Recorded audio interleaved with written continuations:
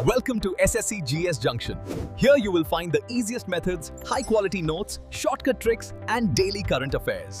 नमस्कार। चलिए आज 2 दिसंबर 2025 का दिन देखते हैं। एक ऐसा दिन जब भारत ने खेल में इतिहास रचा, अर्थव्यवस्था ने एक नई करवट ली और आम इंसान की जिंदगी में भी कुछ बड़े बदलाव आए। तो आज हम इन अलग अलग खबरों को एक साथ जोड़कर ये समझने की कोशिश करेंगे कि सिर्फ एक दिन में एक देश की पूरी तस्वीर कैसी दिखती है। तो आज हम 5 अलग अलग हिस्सों में झांकेंगे। शुरुआत करेंगे खेल के मैदान के रोमांच से, फिर देखेंगे अर्थव्यवस्था की रफ्तार कैसी है, दुनिया में भारत की पहचान कहां तक पहुंची है, भविष्य के लिए कौन से नए कदम उठाए गए हैं और आखिर में इन सब का आम नागरिक की जिंदगी पर क्या असर पड़ रहा है। चलिए शुरू करते हैं। तो सबसे पहले बात करते हैं उस जुनून की जो हम सबको एक साथ ले आता है, क्रिकेट। और आज का दिन तो मैदान पर रिकॉर्ड टूटने का दिन रहा। और ये रहा वो लम्हा, वो ऐतिहासिक पल जिसका हर क्रिकेट फैन को इंतजार था। विराट कोहली ने वो कर दिखाया है जो कभी नामुमकिन सा लगता था। उन्होंने क्रिकेट के भगवान सचिन तेंदुलकर के दशकों पुराने रिकॉर्ड को तोड़ दिया है। जी हां, वनडे क्रिकेट में अपना 52वां शतक लगाकर वो अब शतकों के नए बादशाह बन गए हैं। देखिए, ये सिर्फ एक नंबर नहीं है, ये उनकी सालों की मेहनत, उनकी जबरदस्त फिटनेस और सबसे बढ़कर बड़े मैचों में प्रेशर को हैंडल करने की उनकी काबिलियत का सबूत है। यही तो वो बात है जो उन्हें एक सच्चा बिग मैच प्लेयर बनाती है। लेकिन रुकिए, मैदान पर जश्न अभी खत्म नहीं हुआ था। एक और तूफान आया और उस तूफान का नाम है रोहित शर्मा, जिन्हें हम सब प्यार से हिटमैन बुलाते हैं।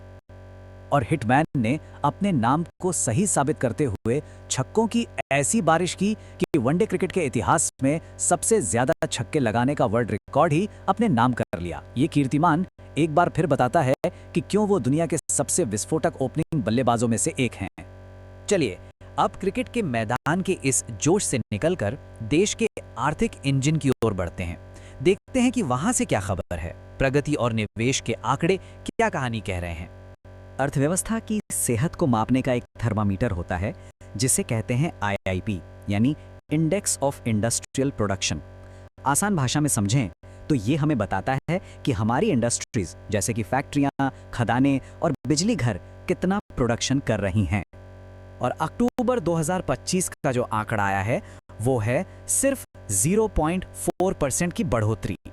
सच कहें तो ये पिछले कुछ महीनों के हिसाब से काफी सुस्त रफ्तार है। पर सवाल ये है कि ऐसा हुआ क्यों? तो इसकी कहानी ना 2 हिस्सों में बटी हुई है। एक तरफ तो कोयले का प्रोडक्शन जोरदार रहा, लेकिन दूसरी तरफ जो हमारा मैन्युफैक्चरिंग सेक्टर है, मतलब कारखानों में होने वाला उत्पादन, वो ठंडा पड़ गया। इसकी बड़ी वजह रही दुनिया भर के बाजारों से डिमांड में कमी और उत्पादन की बढ़ती लागत। लेकिन इस धीमी रफ्तार के बीच एक बहुत अच्छी खबर भी है जो भविष्य के लिए बड़े निवेश की ओर इशारा करती है। भारत और एशियन डेवलपमेंट बैंक यानी ADB के बीच $800 मिलियन के नए लोन एग्रीमेंट साइन हुए हैं। तो ये पैसा जाएगा कहां?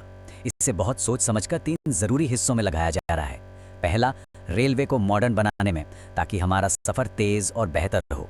दूसरा, शहरी विकास में ताकि हमारे शहर और रहने लायक बने। और तीसरा और सबसे जरूरी, क्लीन एनर्जी प्रोजेक्ट्स में जो देश के भविष्य के लिए बहुत अहम है। तो देश के अंदर की बात हो गई। अब जरा देखते हैं कि दुनिया के मंच पर यानी ग्लोबल स्टेज पर भारत की पहचान कैसे और मजबूत हो रही है। देखिए, कई मोर्चों पर अच्छी खबरें हैं। डिप्लोमेसी की बात करें तो भारत को एक बार फिर यूनेस्को के एग्जीक्यूटिव बोर्ड के लिए चुन लिया गया है। एनर्जी के मामले में हम अब दुनिया के तीसरे सबसे बड़े बिजली उत्पादक बन गए हैं। व्यापार में हमारी स्पेशल इंडियन कॉफी की डिमांड पूरी दुनिया में बढ़ रही है। और तो और अकादमिक दुनिया में IUSSP को जनसंख्या पर रिसर्च के लिए UN का प्रतिष्ठित अवार्ड मिला है। ये सब भारत के बढ़ते वैश्विक प्रभाव को दिखाते हैं। चलिए अब बात करते हैं भविष्य की, यानी टेक्नोलॉजी और इनोवेशन की। आज का दिन इस मामले में भी खास रहा, खासकर स्पेस टेक और डिजिटल लिटरेसी के क्षेत्र में। स्पेस सेक्टर से एक बहुत बड़ी खबर है। भारत के पहले प्राइवेट नेविगेशन सेंटर ACN का उद्घाटन हुआ है। इसका सीधा मतलब यह है कि अब सिर्फ सरकारी नहीं, प्राइवेट कंपनियां भी सैटेलाइट नेविगेशन टेक्नोलॉजी में आगे आएंगी, जो इस सेक्टर के लिए गेम चेंजर हो सकता है। तो इस सेंटर का मकसद क्या है? सीधे शब्दों में कहें तो इसका काम है भारत की अपनी लोकेशन टेक्नोलॉजी को वर्ल्ड क्लास बनाना, ताकि हमें विदेशी जीपीएस सिस्टम पर निर्भर ना रहना पड़े और हमारा अपना स्वदेशी नाविक सिस्टम और भी पावरफुल और सटीक हो जाए। और हाँ, आज 2 दिसंबर की एक और खासियत है। आज है वर्ल्ड कंप्यूटर लिटरेसी डे और मजे की बात यह है कि इसकी शुरुआत भी 2001 में भारत की ही एक आईटी कंपनी ने की थी। इसका लक्ष्य था लोगों तक कंप्यूटर और आईटी स्किल्स पहुंचाना। तो इन सब बड़ी बड़ी राष्ट्रीय और अंतर्राष्ट्रीय खबरों के बाद अब जरा जमीन पर उतरते हैं और देखते हैं कि इन नीतियों और घटनाक्रमों का आम आदमी की जिंदगी पर क्या असर पड़ रहा है। ये आंकड़ा देखिए, 8.34 करोड़। ये उन लोगों की संख्या है जो अटल पेंशन योजना से जुड़े हैं। ये योजना खास तौर पर उन लोगों के लिए है जो असंगठित क्षेत्र में काम करते हैं, जैसे दिहाड़ी मजदूर, छोटे दुकानदार। ये नंबर बताता है कि ये योजना जमीनी स्तर पर कितनी सफल है। लेकिन इस आंकड़े में जो सबसे कमाल की बात है वो ये कि इनमें से लगभग आधी यानी 48% महिलाएं हैं। ये दिखाता है कि ये योजना सिर्फ एक पेंशन स्कीम नहीं, बल्कि महिला सशक्तिकरण का भी एक बहुत मजबूत जरिया बन रही है, जो उन्हें आर्थिक सुरक्षा दे रही है। और अब एक जरूरी हेल्थ अपडेट, जिसका नाम थोड़ा अजीब है, स्क्रॉमिटिंग सिंड्रोम। जैसा कि नाम से ही पता चल रहा है, ये स्क्रीम यानी चीखने और वॉमिटिंग यानी उल्टी करने से मिलकर बना है। ये भांग के बहुत ज्यादा सेवन से जुड़ी एक गंभीर स्वास्थ्य समस्या है। इसके लक्षण बहुत ही गंभीर होते हैं, जिसमें लगातार उल्टियां और पेट में असहनीय दर्द शामिल है। दर्द इतना ज्यादा होता है कि मरीज चीखने पर मजबूर हो जाता है। ये हमें याद दिलाता है कि किसी भी नशीले पदार्थ का अत्यधिक सेवन कितना खतरनाक हो सकता है।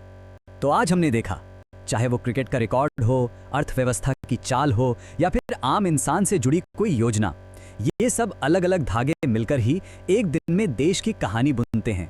आज की कहानी ये थी, कल की कहानी क्या होगी